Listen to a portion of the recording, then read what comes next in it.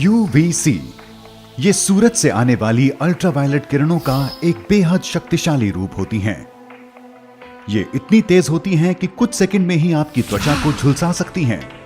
और एक UVC light की तरफ देखना सूरज की तरफ देखने से 10 गुना ज्यादा खतरनाक है। लेकिन जहां UVC इतनी खतरनाक है, वहीं ये बेहद मददगार भी साबित हो सकती है।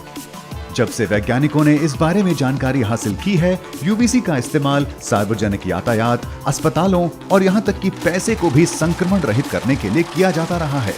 विकासशील देशों में UVC के जरिए पीने के पानी को भी शुद्ध किया जाता है।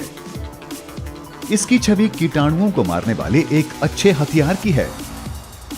तो अब लोगों का सोचना है कि क्या UVC के जरिए कोरोना वायरस को भी हराया जा सकता है? ये कितना असरदार होगा? क्या इसे हर किसी की पहुंच में लाया जा सकता है? क्या इसके साइड इफेक्ट्स के चलते बेहतरी से ज्यादा नुकसान होंगे? आप देख रहे हैं क्या हो अगर, और यह है क्या हो अगर हम UV किरणों से कोरोना वायरस को खत्म कर पाएं। सूरज से 3 तरह की अल्ट्रावायलेट किरणें निकलती हैं, UVA, UVB और UVC। धरती पर पड़ने वाली लाइट में सबसे ज्यादा मात्रा UVA की होती है।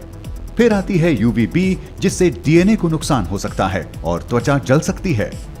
और इसके बाद है UVC, जो कि इंसानों के लिए सबसे खतरनाक अल्ट्रावायलेट रोशनी है। और ये बैक्टीरिया और वायरस जैसे कई जीवाणुओं के लिए जानलेवा है। 20वीं सदी से जीवाणुओं को मारने के लिए UV लाइट का इस्तेमाल होता आया है। तो अब क्यों नहीं? क्या मौजूदा संक्रमण और भविष्य की महामारियों से लड़ने के लिए UVC ही सबसे बेहतर तरीका है? शायद आप ये ना जानते हो, लेकिन सूरज काफी वक्त से लगातार हमारी जगह हमारी बीमारियों से लड़ रहा है। शोध के मुताबिक सूरज की रोशनी के बढ़े हुए स्तर से आम जुकाम फैलने से रुकते हैं। लेकिन इसका ये मतलब नहीं हुआ कि जब आप धूप सेक रहे होंगे तब हानिकारक बैक्टीरिया और वायरस भाप बनकर उड़ जाएंगे। धरती पर ओजोन की चादर की वजह से हम UVC किरणों से बचे रहते हैं, जो कि जाहिर है एक अच्छी बात है। हालांकि इससे सभी कीटाणुओं का खतरा टल सकता था, पर फिर हमारी त्वचा भी भयानक नतीजे भुगत रही होती। अगर हमें वायरस को खत्म करने के लिए UVC का इस्तेमाल करना होता, तो हम इसके कम खतरनाक रूप फार UVC का इस्तेमाल करते। इस तरह की रोशनी बैक्टीरिया को मारती भी है और त्वचा के लिए खतरा भी नहीं बनती। हालांकि मानव टिश्यू जैसी जैव चीजें आसानी से फार UVC को सोख लेती हैं, पर चूंकि हमारी त्वचा की बाहरी परत मृत होती है, तो UVC के संपर्क में आने पर यह हमारे स्वस्थ सेलों तक नहीं पहुंच सकेगी, जिससे कैंसर या दूसरी बीमारियों का खतरा नहीं रहेगा। लेकिन चूंकि कीटाणु बहुत छोटे होते हैं, इनमें डेड स्किन का ये बाहरी कवच नहीं होता, जिससे ये फार UVC लाइट में आसानी से मर जाते हैं। $1000 प्रति लैंप से भी कम कीमत के ये लैंप एक साथ ज्यादा मात्रा में बनने पर और भी किफायती होंगे। इस कीमत पर हम आसानी से अपनी गलियों को कीटाणु खत्म करने वाली फार UVC लाइटों से रोशन कर सकते हैं। इन्हें रेलिंग पर लगाकर भी कई जगहों को दिन भर सुरक्षित रखा जा सकता है। समस्या यह है कि केवल UVC लाइट से ही हमें हर बीमारी से पूरी सुरक्षा नहीं मिल सकेगी। अल्ट्रावायलेट लाइट के इलाज का असर इस पर निर्भर करता है कि वायरस फैल कैसे रहा है। अगर हम हवा में फैलने वाले किसी वायरस के खिलाफ लड़ रहे हैं, तो UVC लैंप कारगर होंगे। लेकिन अगर वो बीमारी सीधे संपर्क में आने से फैलती है, तो UVC लैंप हमारी ज्यादा मदद नहीं कर सकेंगे।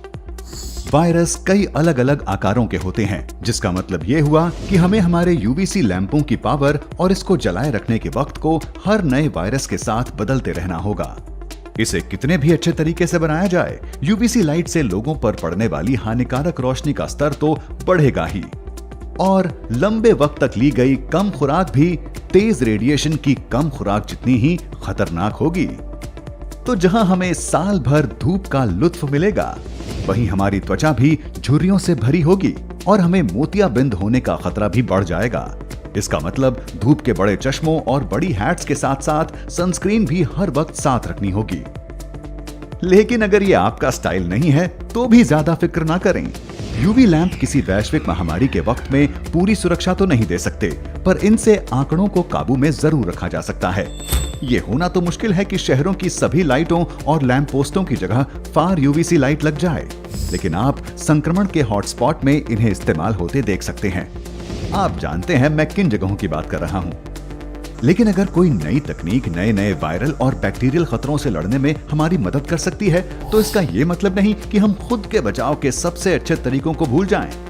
क्या आप जानते थे कि केवल 31% पुरुष और 65% महिलाएं ही शौचालय के इस्तेमाल के बाद हाथ धोते हैं? इस आंकड़े को ठीक करते हैं, हाथ धोते हैं, खासतौर से शौचालय जाने के बाद, बशर्ते आप वहीं बने रहने की ना सोच रहे हो। क्या आपने कभी सोचा है कि क्या हो अगर आप 24 घंटों तक टॉयलेट से बाहर ही ना निकलें? हम बताएंगे। जानने के लिए देखते रहें क्या हो अगर।